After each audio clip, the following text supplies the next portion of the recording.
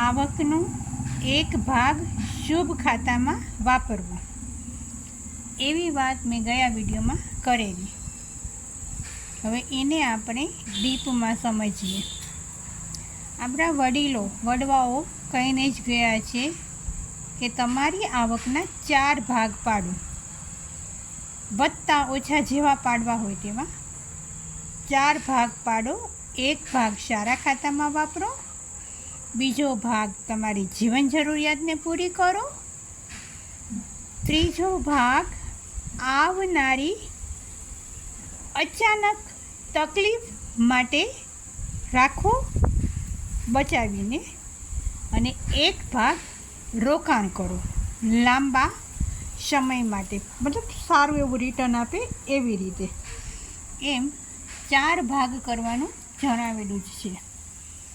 પણ આજે પરિસ્થિતિ જોઈએ તો એટલી બધી દયનીય છે, એટલી બધી દયા આવે આપણને આજના યુવાનો માટે કે પોતાની આવકના 4 ભાગ કરવાની તો એને ખબર જ નથી, પણ તે પોતાના મોજ શોખ માટે અથવા તો ટેકનોલોજીના કોઈ પણ સાધનો વસાવવા, હરવા ફરવામાં, એવી ઘણી બધી વસ્તુઓ અહીંયા વર્ણવું તો બહુ લાંબી થઈ જાય, પણ એના માટે લોન લે છે અને પોતાની જરૂરિયાત પૂરી કરે છે. એ યુવાનોને ખરેખર ખૂબ સમજવાની જરૂર છે, સમજાવવાની જરૂર છે. બચત અને લોન સમજો, બચત અને લોન બંને વિરોધાભાસ છે. આજે તમે બચત કરવાનું સ્ટાર્ટ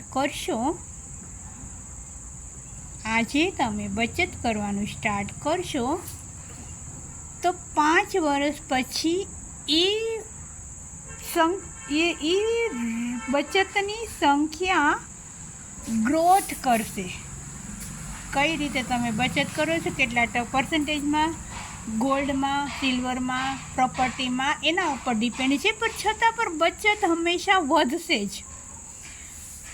અને જ્યારે લોન લો છો ને ત્યારે ખરેખર બહુ દુઃખ થાય છે.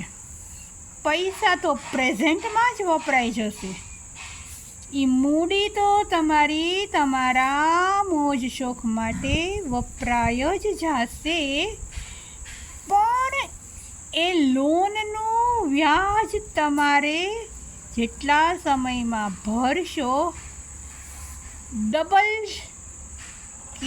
ડબલથી પણ વધુ, કેટલા પર્સન્ટેજ ઉપરની લોન છે એના ઉપર ડિપેન્ડ રહેશે, એટલી તમારે ચૂકવવી પડશે. સામાન્ય ગણિત અત્યારે ખબર નહીં યુવાનોને સમજાય છે કે નથી સમજાતું, પણ એક ખરેખર લોન લે છે ને ત્યારે મને ખૂબ સમજાવવાનું મન થાય કે ખર્ચા ઓછા રાખો, પણ લોન ન લો.